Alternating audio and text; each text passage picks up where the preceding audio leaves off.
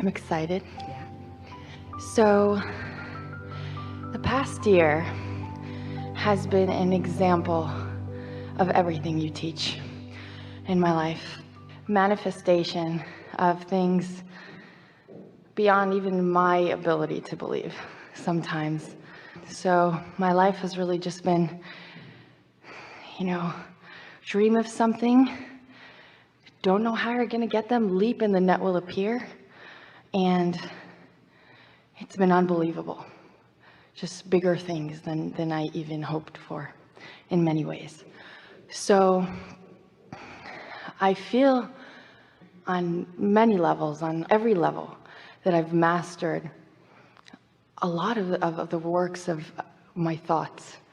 However, there are a few, maybe 2 or 3 categories in my life that although I have no worry about them, have no doubt about the manifestation of them in the most beautiful way, just like anything else is manifested. But because there are areas of my life that I continue to want to produce results in, and those results haven't manifested as quickly as I'd like them to be. Do you remember earlier in our conversation today, we talked about the better it gets, the better it gets.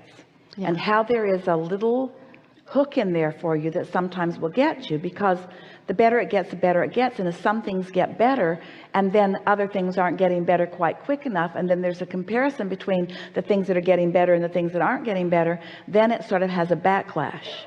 And all of it means you're a little more conditional than you mean to be. You're a little more of noting the results than you are of the vibration.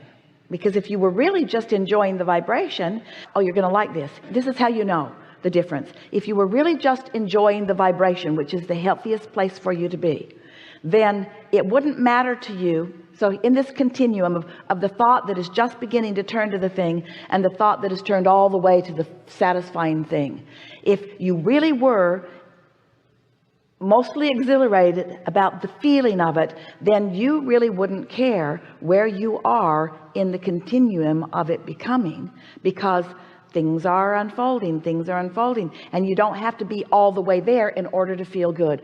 That's the first time that we've ever said that, and it matters a lot. Think about it. So if you're happy on your way, then you're living life just as you intended. If you're unhappy on your way, or comparing on your way to something that is more happy, then you're hindering yourself just a little bit.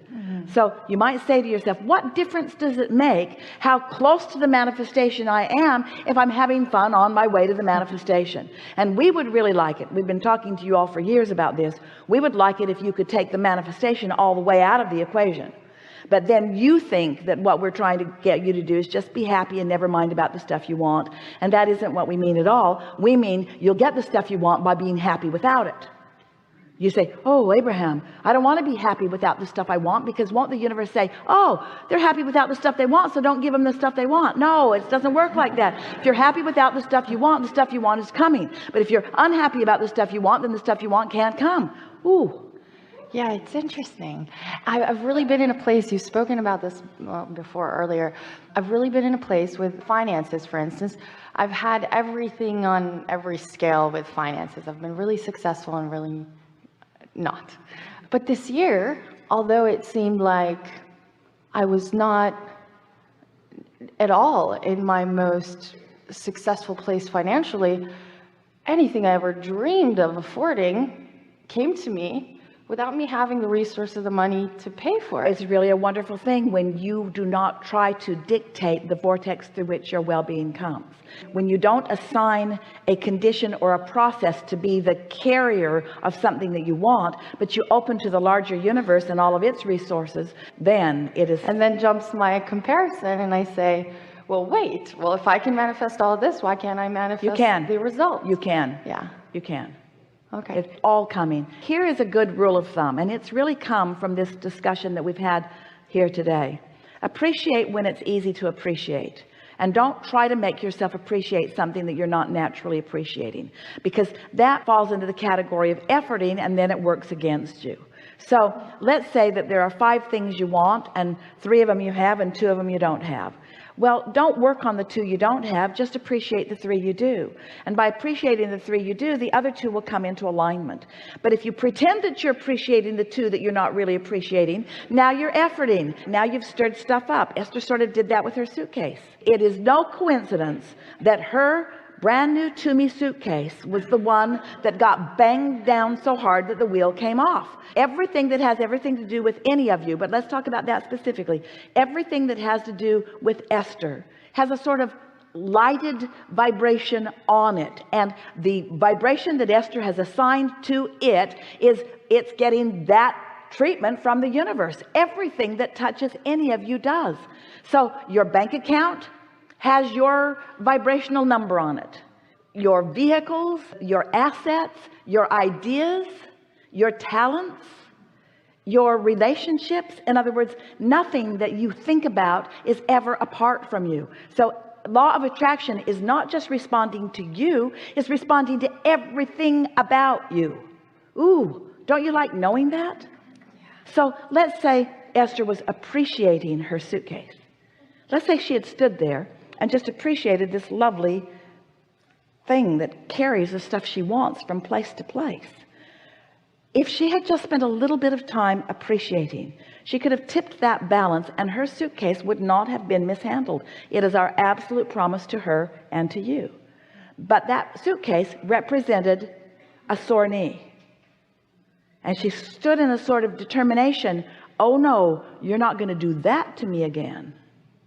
And so, you think this is crazy talk?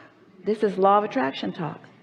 So the suitcase became more burdensome than it had ever been, because with not one wheel, only one wheel left, it becomes a sled that has what? What's the difference between a suitcase? Toomey suitcases are so lovely, they almost pull themselves. The engineering of those wheels is really, really divine. What's the difference between pulling a suitcase with 2 perfectly functioning wheels and one with only one wheel? What's the difference? More resistance. More resistance. Everything is about these laws. Everything is about them. And it will play out in every way until you go, I see now. I feel like that right now, just with what you said. Yeah. I have something else I want to ask you. Saying no. And if I could be more specific in my case, I do a lot of self-development. That's my world and my work. And I lead other people, so it's always important for me to be an example. However, I found myself in a place with... Well, then you're in a really hard situation, because you can't control the perspective of others to whom you are being an example. They all come with their own vibration. And so if you're trying to perform in a way that is getting pleasing results from them, then you're asking of yourself something that you can never accomplish, which is controlling their response. Right. You see, you got to just let that go and care about your alignment, period. That's easy to accomplish. Alignment with them, really not easy or possible. I have a ex-business partner I just haven't been feeling right about things. I tried to correct. Extra reason, huh? Yeah. And we've tried different things, and I've decided, you know what, for this year, I just need to let it go. Just let it be away from me for a little while. And recently he's wanted to go on a trip with some of my best friends that he didn't even know, just through me. And I was asked the question of whether or not I was okay with that. And my problem was, my initial thought or feeling was no. But I give myself a hard time with saying no, because who I want to be is a person who is not ego-driven and would accept. We don't want you to be ego-driven. We want you to be alignment called. There's a difference between being driven and being inspired. And so when you realize that you've put it all in your vortex, and now your vortex is calling you to it, when you think about what you're inclined to say yes to and what you're inclined to say no to, don't let that be a bad thing to not feel like you want to say yes to something. It isn't. That's like saying, I'm going to get on the highway, and even though there are these lines that represent lanes, I don't want to be guided by that, so I'm going to drive all around. And we say, that's fine, except nobody else really understands that, and it's going to make a lot of trouble in your world. So sometimes it's helpful to think about what you're saying yes to, because every subject is really two subjects, wanted and unwanted. And so you can softly just say, what I really want is, when the impulse to say no comes up, no, I don't really want to do that. If you justify all the reasons you don't want to do that, you activate all that old stuff, which is now present now, which now is affecting every relationship you have. And that's why you wisely and intuitively know that's not the way to go about it. So if you say, well, what is it that I want to say yes to?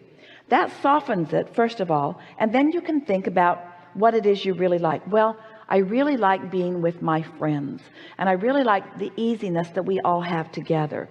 And one of the reasons that we like to be together, what I'm saying yes to, one of the reasons that we like to be together is that we are, for the most part, on the same wavelength. And this is a vacation, which means it's a rest or respite for us. And so it's something where I really want relaxation. I really want something. I don't want to work at it. I really want relaxation about it. I really want to have fun. I want to feel easy about it. This is the thing. Oh, such a good question. This is the thing that we want all of you to hear about this. You are not inappropriate when you take the path of least resistance. You mostly don't know that because you've been trained. If it's not hard, you're not getting anywhere. And if you don't struggle, then it doesn't really count. And if there's not some pain, then there can't be any gain. And those are all such flawed premises. They fly in the face of the laws of the universe as we know them to be. So we want you to soothe yourself into saying, it's all right for me to let my alignment come first. And so if I'm faced with a situation where I know my alignment is going to be challenged, there's nothing wrong with you taking the path of least resistance, because when you accomplish a resistant-free path, you get alignment. And when you get alignment, you get resources, you get replenishment, you get stuff to give to everyone. If you are not selfish enough to align yourself with your resources, you don't have anything to give anyone. And haven't you all had the experience where you did something that you really didn't want to do, and then it just kept showing you why you didn't want to do it?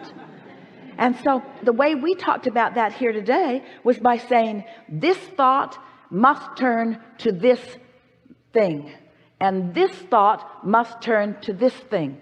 So here's what you got to do.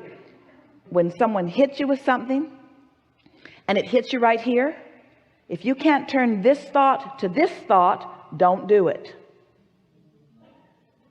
That's the answer, isn't it? So could you do that? Could you say, well, that was then, this is now, and we're different people? You can't usually do that all of a sudden, can you?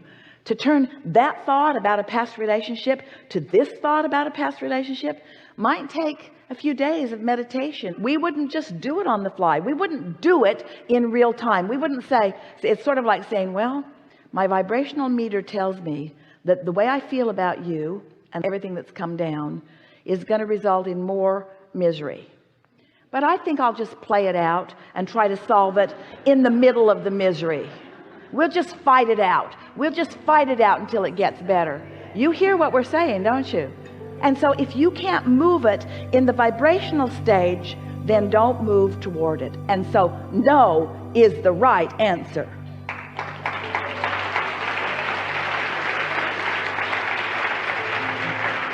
And if you want to soften it a little bit, you could say, I have to say no because I'm not in the right place for us to have a good outcome. In other words, that's telling it like it is.